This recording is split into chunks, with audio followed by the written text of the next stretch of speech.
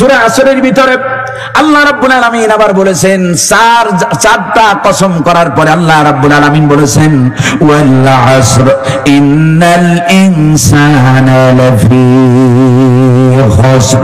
সময়ের কসম, যুগের কসম, ইতিহাসের কসম, সালাতুল আসরের কসম আল্লাহ রাব্বুল আলামিন করে এরপর আল্লাহ তাআলা বলছেন তামাম পৃথিবীর মানুষ ক্ষতিগ্রস্ত, তবে ক্ষতিগ্রস্ত হবে না তারা, ইল্লাল্লাযীনা আমানু ওয়া আমিলুস সালিহাতি ওয়া তাওয়াসাউ বিল হাক্কি ওয়া তাওয়াসাউ বিস সাবর। আল্লাহু আকবার।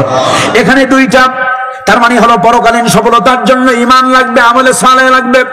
আর সূরা আসর অনুযায়ী 3 নম্বর গুণ হলো তাসাউবিল হক, পরস্পরকে হকের দাওয়াত দিতে হবে। কারণ এই হকের দাওয়াত দেওয়ার জন্যই আল্লাহ রাব্বুল আলামিন আপনাকে আমাকে সৃষ্টি করেছেন বলে কোরআনে ঘোষণা এসেছে।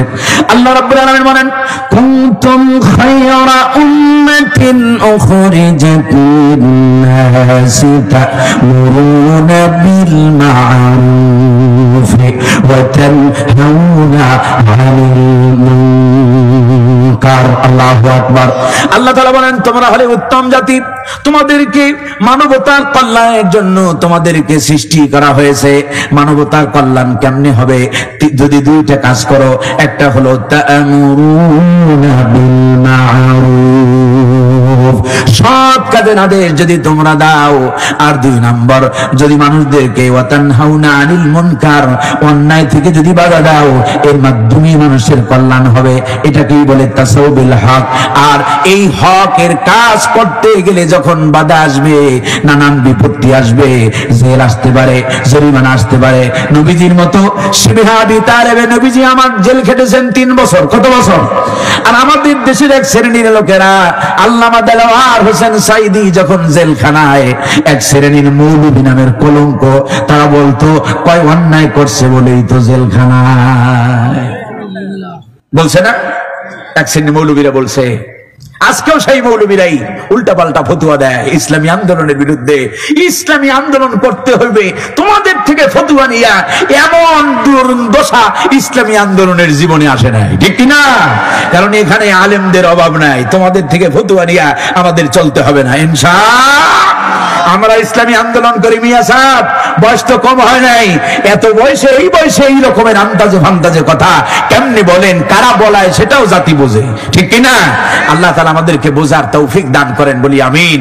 এই সব কথায় কেউ আমরা কান দেব না ইনশাআল্লাহ। ইসলামের পক্ষে থাকবো। কারা আসলে পরে এই সমাজের লোকেরা চরিত্রবান হবে, কারা এই সমাজের মানুষদেরকে চরিত্রবান করার জন্য নামাজের ট্রেনিং দেয়, কোরআনে কারীমের সিলেবাস হাতে ধরায় দেয়।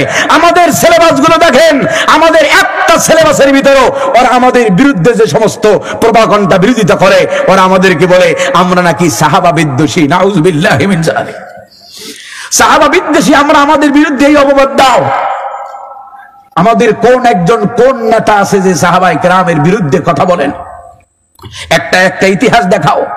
আলতু ফালতু কথা বলে, আর একজনকে নিয়ে তারা বাড়াবাড়ি করে, কয় যে আমাদেরকে বলে যে ওরা ইসলামী আন্দোলনের লোকদেরকে বলে, কয় যে এরা হলো আপনার মওদুদির উম্মত। নাউযুবিল্লাহ। মওদুদি রাহিমাহুল্লাহ তার রাজনৈতিক দর্শনকে আমরা দেখি বা ফলো করি, তার ফিকহি কোনো, মওদুদি রাহিমাহুল্লাহর ফিকহি কোনো মানহাজ নাই, আলাদা কোনো মানহাজ নাই। আমাদের এই যে চাঁপাইনবাবগঞ্জের ভিতরে আহলে হাদিসের লোক আছে না নাই? লামাযহাবের লোক আছে না নাই? এবারে হানাফি বলি, অন্যান্য মাযহাব বলি, সুন্নি বলি, এবারে যাই বলি না কেন, সকল ধরনের লোক ইসলামী আন্দোলনে আছে না নাই? আমরা কেউ কাউরে বাধা দেই? সম্মানিত হাজিরিন, তবে এগুলো যারা প্রচারণা চালায়, এদের উদ্দেশ্য হলো ওই যে আপনার দিল্লিকে খুশি করা, এছাড়া আর কিছু নয়। আর বাংলাদেশে থাকা মুনাফিকদেরকে খুশি করার জন্যই মাঝে মাঝে এই সব ফতুয়া ডেলিভারি করে। তবে আল্লাহর কসম, আমার এই জাতি সচেতন হয়ে গেছে। বিগত 54 বছর আমাদের এই জাতি বুঝেছে কারা সত্যিকার এ জাতির কল্যাণকামী, ঠিক কিনা? আল্লাহ যেন বোঝার তৌফিক দেয়, বলি আমিন।